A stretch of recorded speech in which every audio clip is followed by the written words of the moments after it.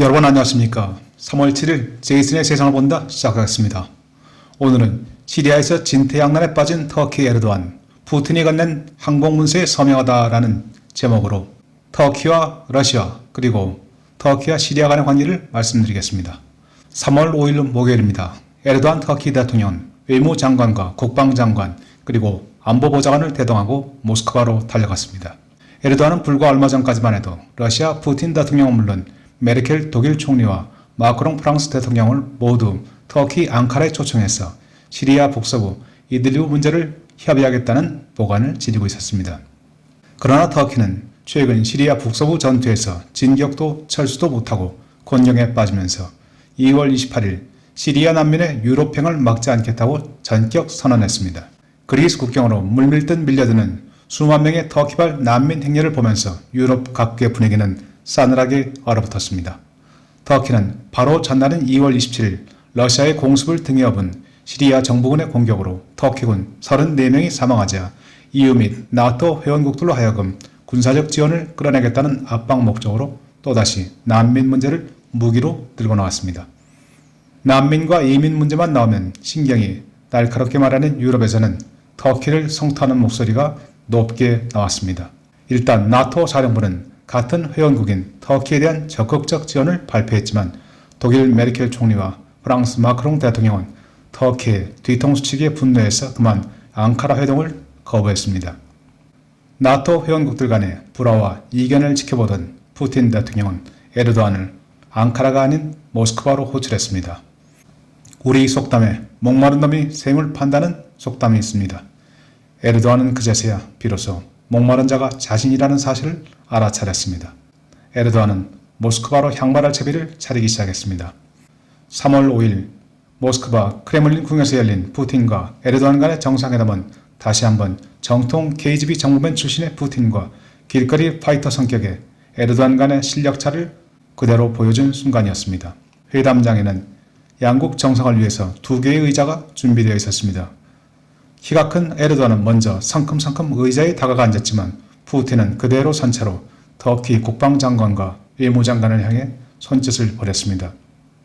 마치 교장 선생님한테 불려가는 학생들처럼 어색한 표정으로 2명의 터키 장관들은 푸틴에게 다가가 손을 잡았습니다.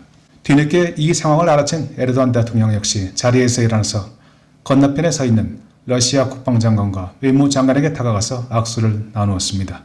정상회담에서는 의전에서 작은 실수 또는 한번 기세에 밀리면 회담 내용은 보나마나 하나마나가 되게 마련입니다. 정상회담 풍경은 갈수록 더 우스워졌습니다. 푸틴과 에르도안이 대화를 나누는 동안 한쪽 벽에 서서 회담을 지켜보던 터키 대표단들의 모습이 애처롭기 그지없습니다. 통상 정상회담장에서는 배석자들을 위해서 의자를 마련하게 마련인데 이번에는 아예 그런 배려가 없었습니다. 터키 대표단들을 향해서 러시아 황제 예카테리나 2세의 커다란 청동상이 이들을 내려다보고 있었습니다. 예카테리나 2세는 1729년부터 1796년까지 생존했던 러시아의 여자 황제입니다. 예카테리나 2세는 1783년 오스만 투르크로부터 크림 반도를 빼앗고 2차례에 걸친 러시아 투르크 전쟁에서 승리를 거둔 황제입니다. 오스만 투르크의 부활과 칼리프를 꿈꾸는 에르도안은 푸틴으로부터 알 듯 모를 듯 철저히 모욕을 당한 셈입니다. 에르도안 자신도 푸틴의 치밀한 계산에서 자유롭지 못했습니다. 대화를 나누는 두 사람 뒤에 놓여있는 청동상은 다름 아닌 1878년 러시아 투르크 전쟁에서 승리를 거둔 러시아 병사들의 용맹을 기리는 동상이었습니다. 물론 이 청동상은 과거 푸틴과 다른 외국 정상들 간의 회담 시에도 종종 자리를 지키고 있었지만 적어도 이번 러시아 터키 정상 간의 회담장에서만큼은 안 보이게 치워두는 것이 사실 의전에 맞는 일입니다. 푸틴은 시리아에서 곤경에 빠진 에르도안을 대등하게 맞이할 생각이 별로 없었음에 틀림없습니다. 3월 5일 목요일 무려 6시간에 걸친 러시아 터키 간의 회담이 끝나고 시리아 북서부 지역에서의 휴전협정이 발표되었습니다. 그런데 발표 내용을 보면 에르도안이 얼마나 낮은 자세로 푸틴의 요구를 받아들였는지 실감이 갑니다. 핵심 내용은 3가지입니다. 첫째, 3월 6일 0시부터 휴전에 들어간다. 둘째, 시리아 북서지역을 동서로 가르는 M4 고속도로 양쪽으로 각각 6km씩 12km에 걸친 완충지대, 소위 안전지대를 설치한다. 셋째, 열흘 뒤인 3월 15일부터 러시아와 터키 양국군이 이 고속도로 지역에서 합동으로 정찰 임무를 수행한다는 내용이었습니다. 그러나 에르도안 대통령이 강력하게 주장해온 시리아 북서 지역에서 시리아 정부군의 철수 문제에 대해서는 언급이 없었고, 시리아 정부군에 포위된 터키 감시 초소의 안전 문제에 대해서도 전혀 논의되지 않았습니다. 시리아군은 작년 12월부터 시작된 북서부 이들리브 지역에서의 공세를 통해 근 2,000평방킬로미터에 달하는 영토를 수복하는 전과를 올렸습니다. 이에 따라 그간 터키군의 지원을 받아온 테러리스트와 반정부군의 활동 영역이 거의 절반으로 줄어들고, 터키가 설치한 12개의 감시 초소 중에서 M4 고속도로 남단에 설치한 4개가 시리아군에 포위되어 옴짝달싹 못하는 지경이 되었습니다. 2월 초 포위를 풀기 위해 시리아에 급파된 터키 중앙군은 시리아군의 포위를 뚫고 감시 초소에 식량과 무기, 탄약을 수송하는 와중에 또다시 러시아와 시리아의 공격으로 막대한 피해를 입은 바 있습니다. 러시아 터키 간의 휴전협정을 지켜보던 시리아 아사드 대통령은 만세를 불렀습니다. 시리아 정부군은 수도 다마스커스와 북부 제2의 도시 알레포를 남북으로 잇는 M5 고속도로와 서부 라타키아와 알레포를 동서로 잇는 M4 고속도로 등 시리아의 혈맹이나 다름없는 2개 고속도로의 통행을 온전히 확보하게 되었기 때문입니다. 러시아는 터키의 철군 요청에 귀를 기울이기보다 시리아가 최근 회복한 영토를 그대로 인정한 것입니다. 기가 막힌 에르도안 대통령으로서는 그러나 분노를 표시하기도 어렵습니다. 푸틴이 휴전협정 체결에 동의한 것만 해도 에르도안의 체면을 세워주기 위한 배려라고 이해해도 무리가 없기 때문입니다. 에르도안 대통령에게 시리아는 터키판 베트남이 되고 있습니다.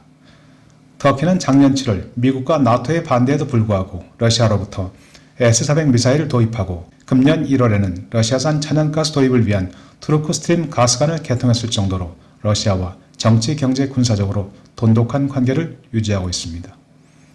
그러나 에르도안 대통령이 미국과 러시아 양국을 상대로 한 이른바 통큰 등거리 외교는 어느새 미국과 러시아에게 얄팍한 양다리 외교로 인식되면서 글로벌 무대에서 터키의 외교안보 입지는 빠르게 좁아지고 있습니다.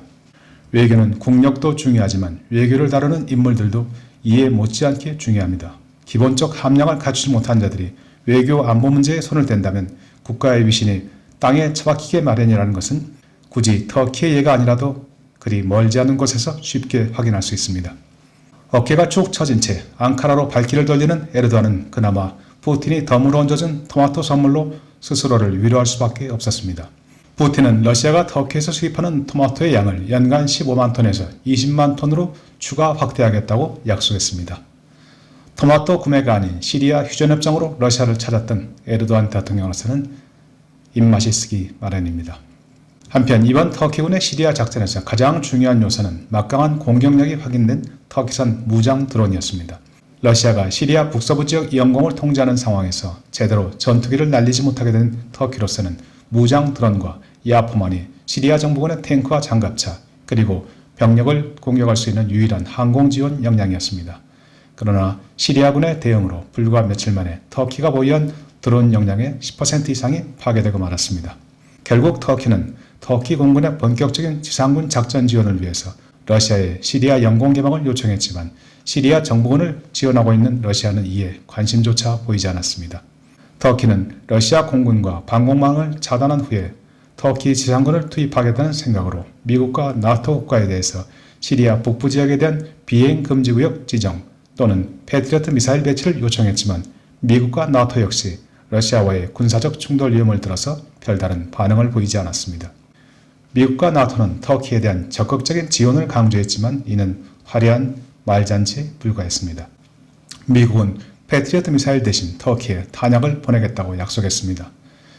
탕수육 사달라고 보채는 나이에게 탕수육은커녕 짜장면도 아니고 그저 단무지 리필 정도로 넘어가겠다는 것과 다를 바 없습니다. 미국은 터키를 달래기 위해 3월 3일 제임스 제프리 시리아 특사와 켈리 크래프트 UN 대사를 터키에 보내 터키에 대한 지원을 재차 강조했습니다.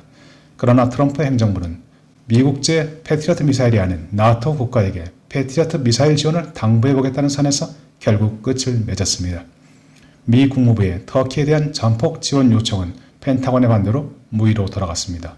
미 국무부는 시리아에서 터키와 러시아 그리고 터키와 이란 간의 틈이 생기는 것을 반기면서 패트리어트 미사일 등 터키에 대한 군사적 지원을 적극 주장했지만 미 국방부는 이에 반대하면서 고개를 내저었습니다. 미군은 금년 1월 초 이란의 이라크 미군 기지에 대한 탄도미사일 공격 시에도 패트리어트 미사일 등 방공망이 없어서 그냥 손을 놓고 벙커에 피한 채 고스란히 피해를 감수할 수밖에 없었습니다. 당장 중동에 배치된 미군 기지의 안전을 지키기도 어려운 상황에서 작년 7월 S-400 미사일 도입으로 단단히 밉상이 박힌 터키에게 패트리어트 미사일을 지원하고 게다가 터키가 이 미사일을 사용해서 러시아와 맞서도록 한다는 것은 미국으로서는 도저히 받아들이기 어려운 일이었습니다. 결국 트럼프는 국무부와 국방부의 대결에서 펜타곤의 손을 들어줬습니다. 제임스 제프리 특사와 켈리 크래프트 유엔 대사는 그저 맛 좋고 영양가 많은 단무지 한 접시를 들고 에르도안 대통령을 찾았습니다. 그러나 에르도안 대통령으로서는 아직도 러시아제 S-400과 미제 패트리어트 미사일 구입권을 양손에 들고 미국과 러시아를 오가겠다는 생각에 변함이 없습니다. 지난 2월 말 미국의 패트리어트 미사일 지원을 요청하던 에르도안은 이번 휴전협정 결과를 설명하는 기자회견장에서 4월 초 러시아제 S-400을 실전 배치하겠다고 전격 발표했습니다. 그간 S-400 도입에도 불구하고 실전 배치로 이어지지만 않는다면 일단 제재 조치를 유보하겠다고 약속한 트럼프 대통령의 호의가 무색해지는 순간이었습니다. 푸틴으로서는 일단 이번 모스크바 회담을 통해서 잠시 나토를 향해 기웃거리던 에르도안을 다시 러시아의 영향권 안으로 끌어들이는데 성공한 셈입니다. 그럼에도 불구하고 에르도안은 미국과 나토가 보유한 패트리어트 미사일을 터키에 배치함으로써 이를 안전고리로 삼아 시리아 전선에서 러시아의 양보를 얻어내겠다는 입장도 그대로 고수하고 있습니다. 터키로서는 미국으로부터 패트리어트 미사일 배치 약속을 끌어내기 어려운 현 상황에서 현재 터키 남부 안다나시 인시릴릭 공군기지에 배치 중인 스페인 패트리어트 포대의 주둔기간 연장만이 유일한 대안입니다. 스페인은 2011년 시리아 내전이 발발하면서 터키 남부 지역이 시리아의 스커드 미사일 공격에 노출되자 나토 요청에 따라서 2015년 1월부터 1개 포대 150명의 방공포병을 터키에 주둔시켜 터키로부터 300km 떨어진 시리아 알레포시를 24시간 겨냥하고 있습니다.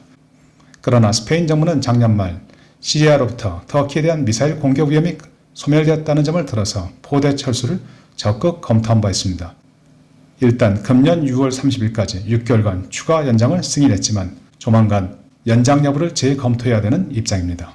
스페인으로서는 터키 주둔 패트리어트 미사일이 순전히 터키 민간인 방어를 위한 방공체계라는 점을 강조합니다.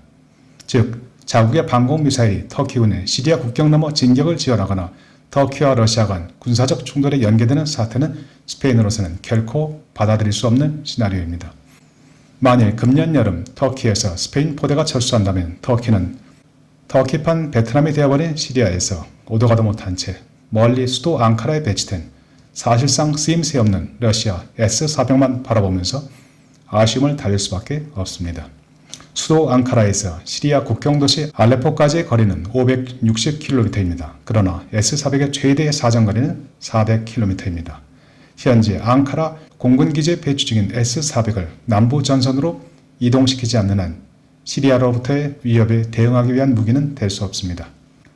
그러나 에르도안 대통령에게 S-400은 만에 하나 군부 쿠데타가 발발할 경우 쿠데타 공군의 F-16 공격으로부터 수도 앙카라와 대통령궁을 지키기 위한 가장 믿을 수 있는 수단입니다. 터키 공군은 작년 11월 25일 앙카라 공군기지에서 미제 F-16을 동원해서 S-400 미사일의 운용 능력 점검을 마치고 오는 4월 실전 배치를 눈앞에 두고 있습니다. S-400 포대는 과연 어디에 배치될지, 만일 2개 포대 모두가 앙카라를 떠나지 않는다면 그것은 터키 내 쿠데타 발발 가능성이 여전하다는 것을 의미하는 것은 아닐까요? 오늘도 끝까지 해주신 여러분 감사합니다. 이 내용은 제가 운영 중인 네이버 블로그 은하정보부 제이슨의 인텔 언텔에서 찾아보실 수 있습니다. 감사합니다.